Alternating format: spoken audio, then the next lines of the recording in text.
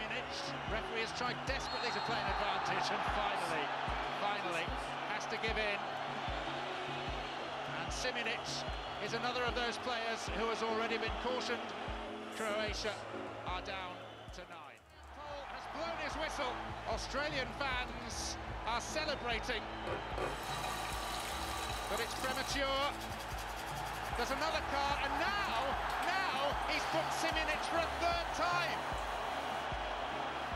The error compounded. The full-time whistle has been blown, and in quite extraordinary circumstances, never seen before at a World Cup. It's not easy sometimes when everyone's on your back. It's very hard to stay fair and unbiased, especially when you're obviously the not most liked person on the pitch. Yeah, sometimes people can be a bit aggressive, but it's all part of the job. I enjoy it.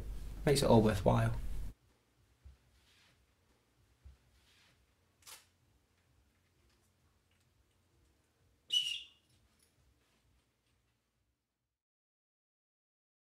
Well, I got into it through a close family friend, and he told me to go for it, so I thought, you know, what the heck, I'll take the course, see what the crack is, and I enjoy it. Especially, I don't know why I enjoy it at this age, but everyone's saying to me it's a good age to be involved in football with, so I carry it on. It's just the buzz and the excitement that you get from it. Like when you're a 3 and you're walking out together on a pitch, you've got a small crowd clapping you on, got the players lining up.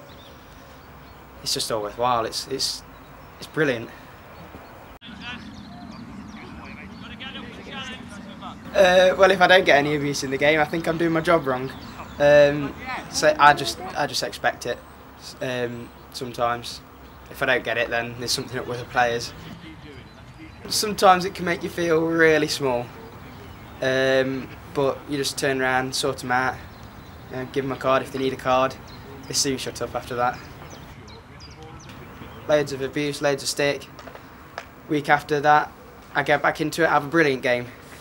So it's just stuff like that, really. Gives you a good feeling off it.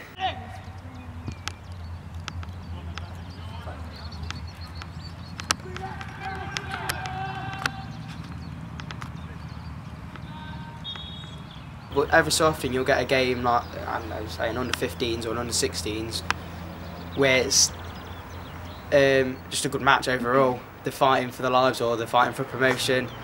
So it's a good game, there's some good football being played.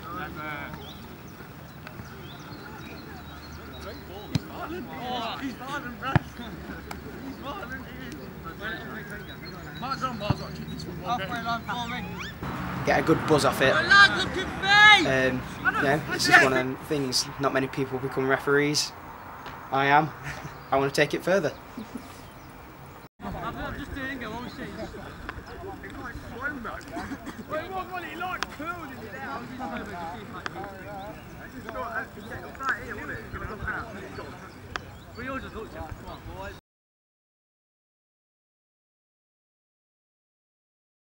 The music scene in Britain really influences fashion. The music scene has influenced how young people have dressed since the 1960s. They seek him here. Bands such as the Beatles and the Rolling Stones progressing through to the 80s. Street style has also become a large influence on fashion over the last few years. And wanting to find out what inspires today's young people, we've spoken to 4 young individuals. My hat and my top are both vintage. My shorts are from a charity shop and my shoes are from Topshop. Alison Mosshart, Iggy Pop and David Bowie mainly. Music has inspired me in many different ways because I look back at all the different decades and they've all changed so much. And I'd like to be a mixture of all of them, not just one of them.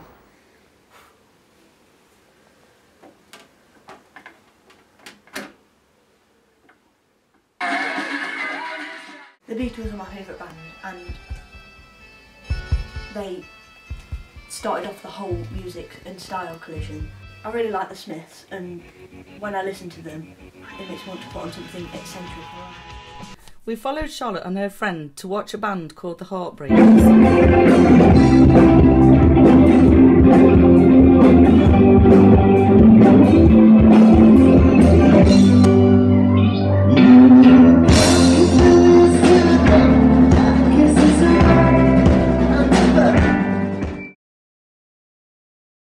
The Heartbreaks were really good. They're a new band, been around now for about a year and a half I think, and the songs really well blend together.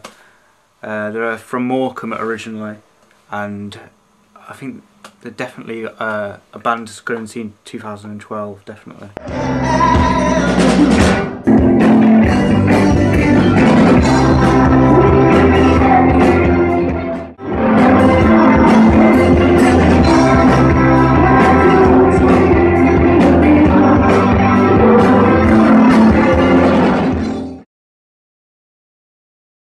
The Heartbreaks made me look at, you know, like lads' fashion much more differently, and made me realise that, you know, people just don't dress in one way, and that is, you can go into a different perspective of, I don't know, just trying to look smart really, and especially just looking at them as a collective really influenced me to, you know, dress like that and look that way.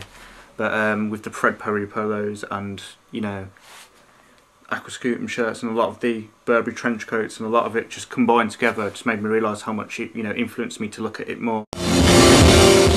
Many teenagers aspire to look like musicians from the past and present. I'm wearing a mesh vintage dress from Backlash in Nottingham, which I'm not exactly sure where it's from or what era it's from, but I like the detail on it and the sequins. Yeah, and I brought this bag also from Backlash, but this is like, it kind of reminds me of the Horrors and what Forrest Badwan had kind of wear when he's on tour. Well, I look to street style photography for inspiration, and then to my friends and people from bands. But yeah, people like, I mean, Alexa Chung, she's not really a musician, but she's kind of in on the whole music crowd. And then I'd say people like Alison Mosshart and Edie Sedgwick, people who are involved in the music movement. Because obviously a lot of people are taking the photos and then there's people in them.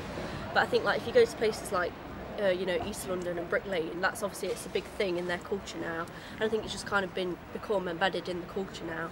But I think, you know, it's a way for people to look at what other people are wearing, not through, they don't always have to be wearing designer names, and you know, they can express themselves in their own way. And it's nice to people to look at that without having to think, oh yeah, I can't achieve that.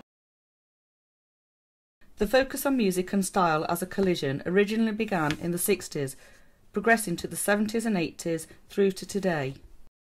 The Kinks, Ardeen Taylor, The Who, The Damned, The Lambrettas, The Cure, Depeche Mode. Yeah, they look smart, so I want to look smart. Suits and ties and smart haircuts and boots and that. No, not particularly. I'm into the music and the fashion and everything, but there's too much other stuff to be just one thing, so. The great thing about the era we are living in is that you can be whoever you want to be. This is possibly the best thing that has happened for today's generation. Music really gives a soul to style and a way to express your individuality. Pleasure-seeking individual always looks his best, 'cause he's a dead